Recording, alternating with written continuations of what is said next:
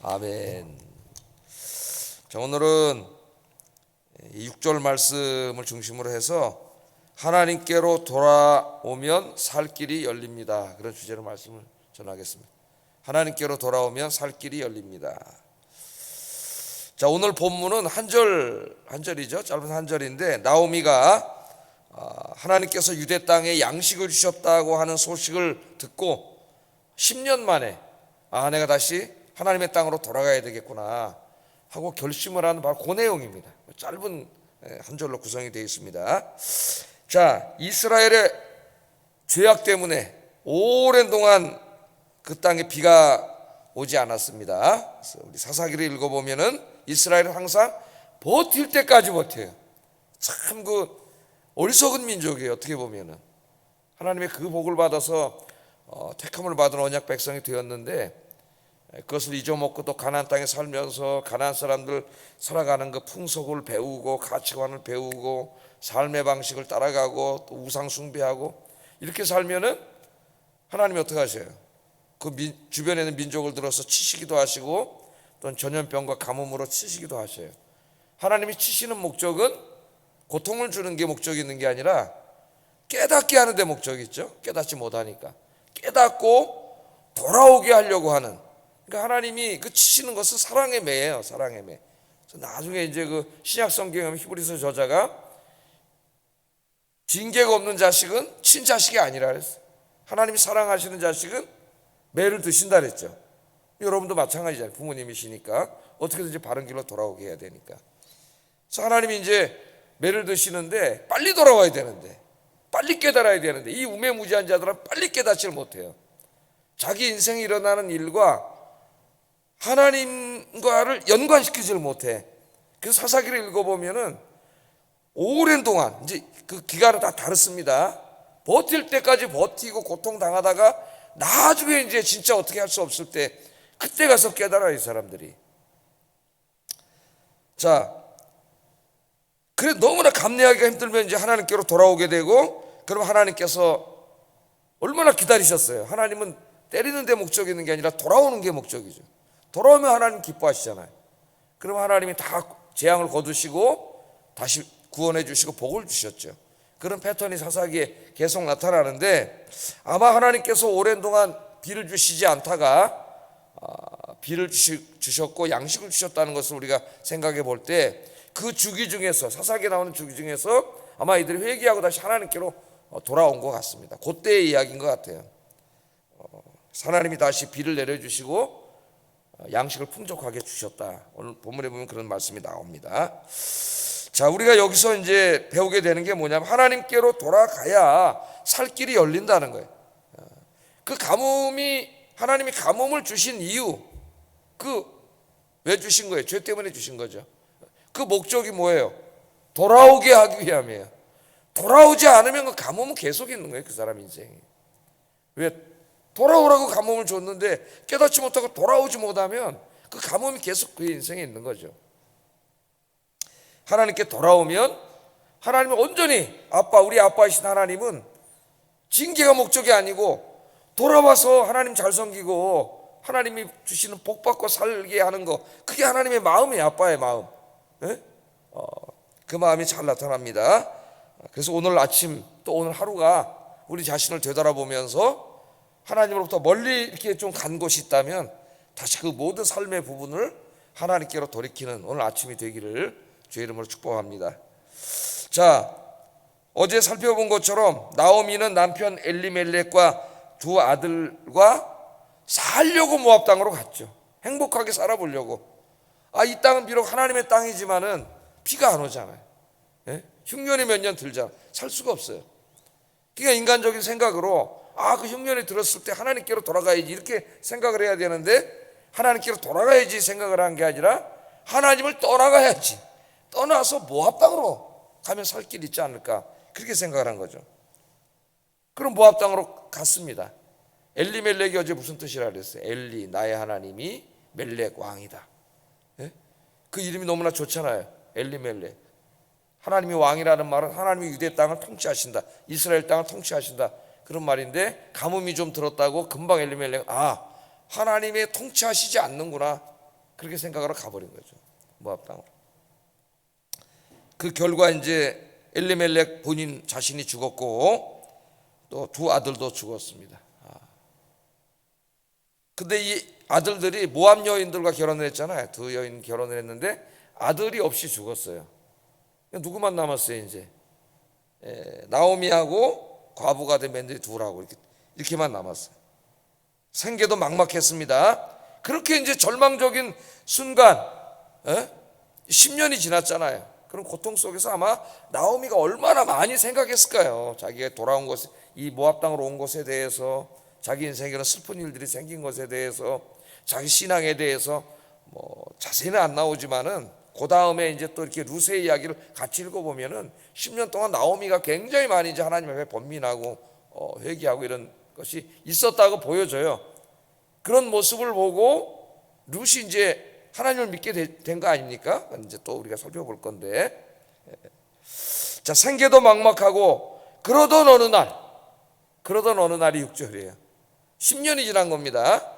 10년이 지났어요. 그러던 어느 날 이제 그 유대 땅을 오가던 모압의 상인들로부터 유대 땅에 아주 복된 소식을 듣게 되는 게 오늘 6절이에요.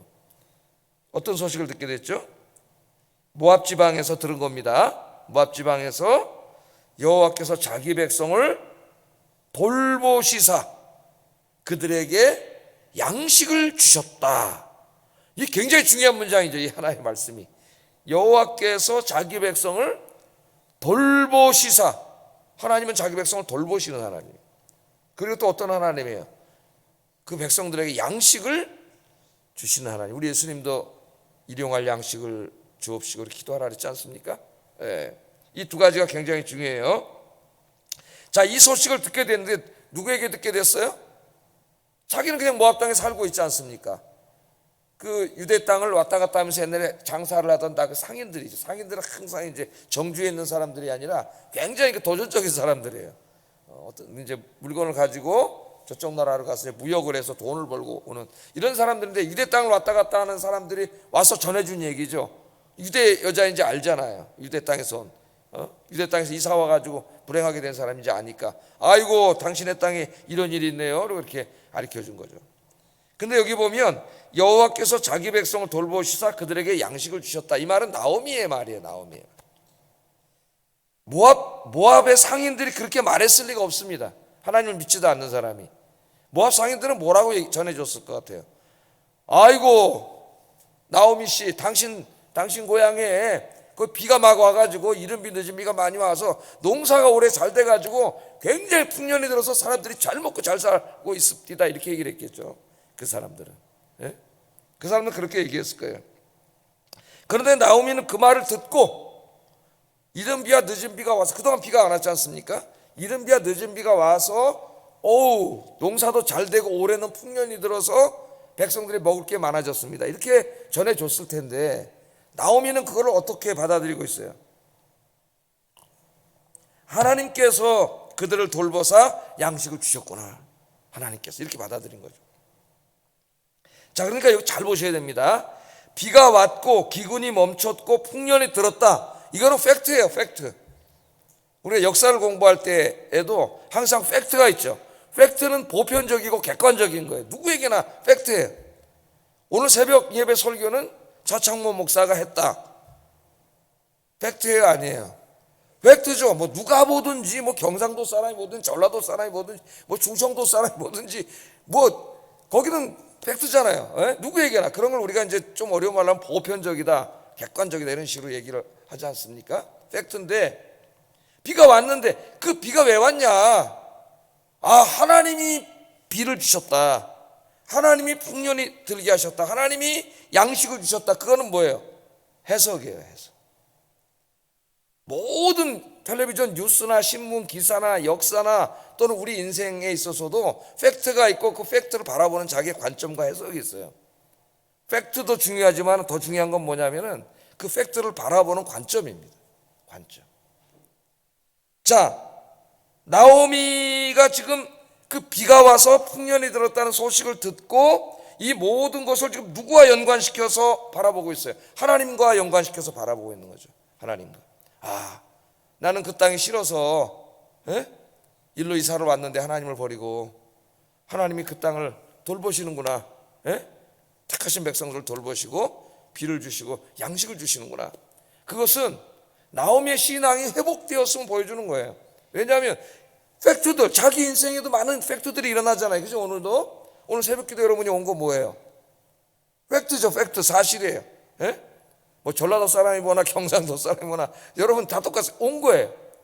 근데 오늘 새벽에도 하나님 깨워주셔서 나를 이 새벽기도 오게 하셨구나. 나를 깨워주셔서 그거는 뭐예요? 해석이에요. 해석. 예? 관점이에요.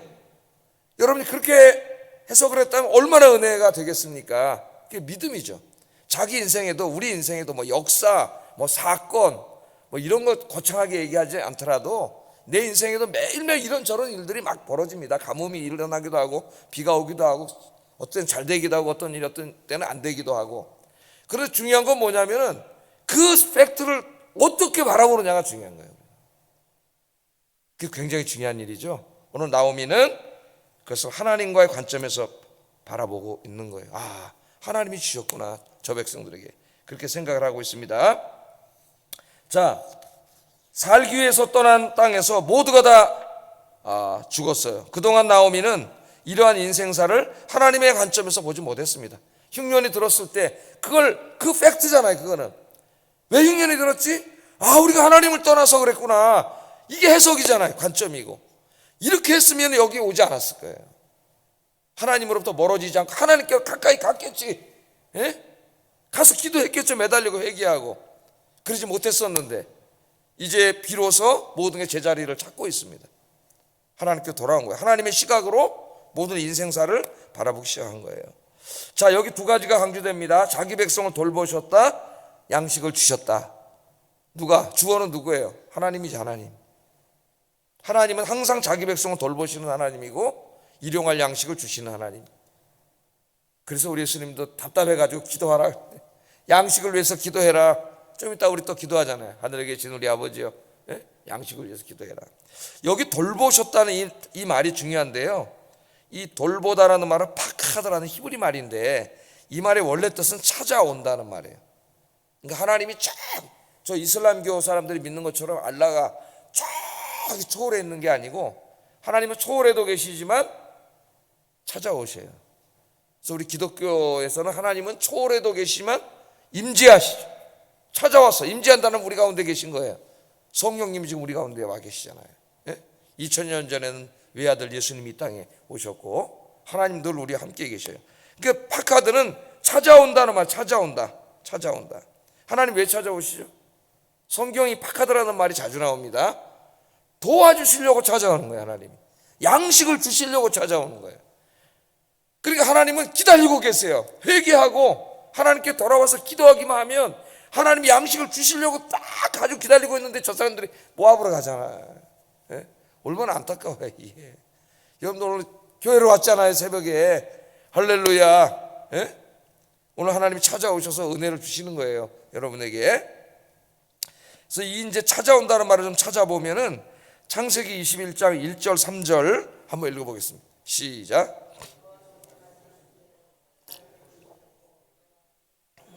사라에게 행하셨으므로 사라가 임신하고 하나님이 말씀하신 시기가 되어 노년의 아브라함에게 아들을 낳으니 아브라함이 그에게 태어난 아들 곧 사라가 자기에게 낳은 아들을 이름하여 이삭이라 하였고. 자, 이 말씀에 보면 하나님께서 사라를 찾아오셨어요. 왜 찾아오셨어요? 아들을 주시려고. 아들이 없잖아요. 예? 아브라함 100세, 사라 90세까지 아들이 없어요. 웃어본 적이 없어요. 90세 인생. 90평생을 눈물로 살았던 여인이 사라였습니다. 근데 하나님이 어떻게 하셨어요? 사라를 돌보셨고, 그 돌보셨다 똑같은 말이에요. 파카드. 우리말에서는 자꾸 이제 돌봤다고 번역을 해요. 더 이제 직역하는 게 어쩌면 더 확 들어와요. 찾아오신 거죠. 아들을 주시려고. 그가 눈물로 기도했던 그 기도 제목을 응답해 주시려고 찾아오셨다 그래. 또 한나도 마찬가지예요. 한나도 사무엘상 2장 21절도 한번 읽어보겠습니다. 시작.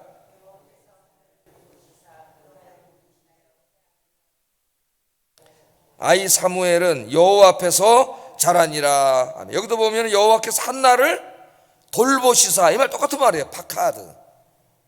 사라를 찾아오셨어요. 왜? 한나가 그냥 어떻게 했어요? 울지도 못하고 그냥 흑흑흑 흐느껴 울면서 하나님 아들을 주세요 이렇게 기도했잖아요. 하나님 앞에. 그런 하나님 앞에 흘린 눈물은 절대 헛되지 않아요. 하나님이 찾아오셨어. 그래서 어떻게 했어요? 사무엘이라는 위대한 아들을 주셨잖아요. 아들을 주셨어요. 자, 하나님이 자기 백성을 돕기 위해 찾아오신다. 이게 언약 신학의 굉장히 중요한 요소예요. 찾아오셔요. 2000년 전에는 인간의 몸을 입고 찾아오셨고, 지금은 그의 영이신 성령님이 찾아오셔서 여러분 한 사람 한 사람에게 다 찾아오시잖아요. 구약 시대에는 뭐 선지자, 제사장, 왕, 특별히 하나님의 사명을 감당하는 사람에게만 특정해서 하나님 찾아오셨지만은 신약 시대 오순절 날부터는 어떻게 했어요? 성령이 주 예수 그리스도를 믿는 모든 사람이 강림하셨어요. 그래서 하나님은 어디 계세요? 항상 여러분과 함께 계시. 믿습니까?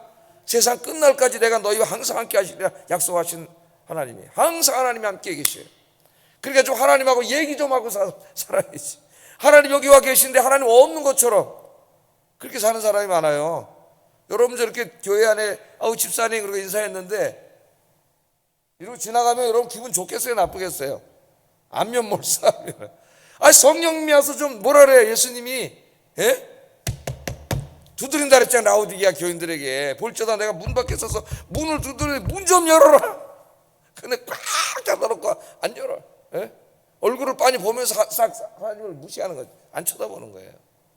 하나님 우리 안에 계신데 하나님이 좀 나랑 상의해라. 네 인생을 좀 기도해라. 좀 나를 의지해라.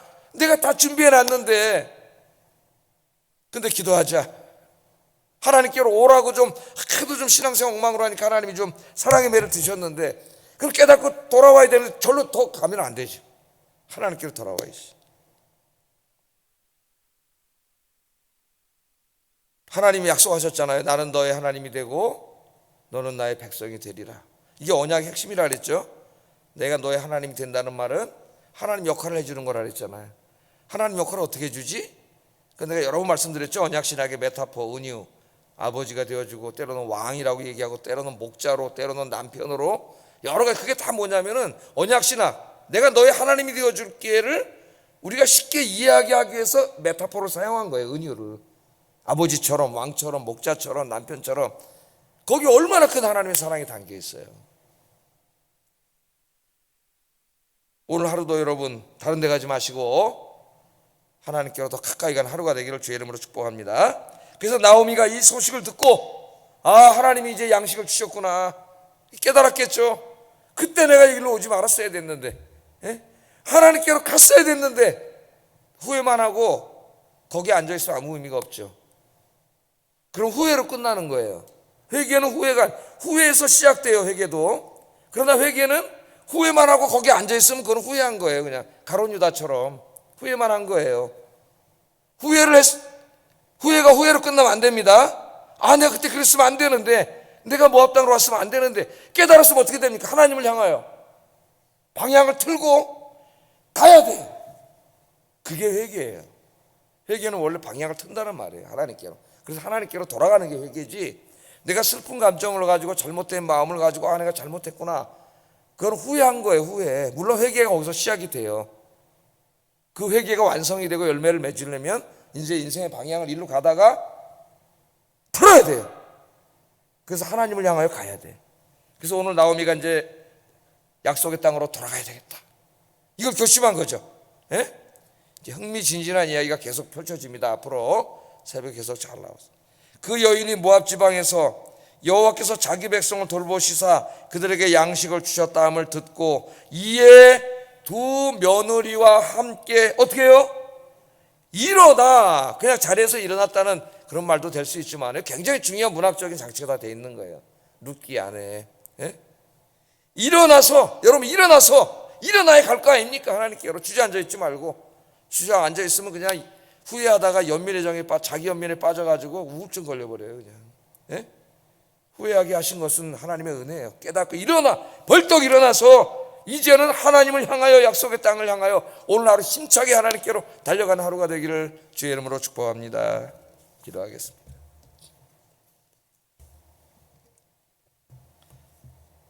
하나님께서는 택하신 백성들을 찾아오셔서 일용할 양식을 주시는 하나님. 그러니까 우리는 하나님께로 돌아가야 되고, 오늘 하루가 예배의 자리로, 기도의 자리로, 말씀의 자리로, 하나님 계신 곳으로 더 가까이 가는 그런 하루가 되게 하소서 기도하겠습니다. 사랑하시는 아버지 하나님,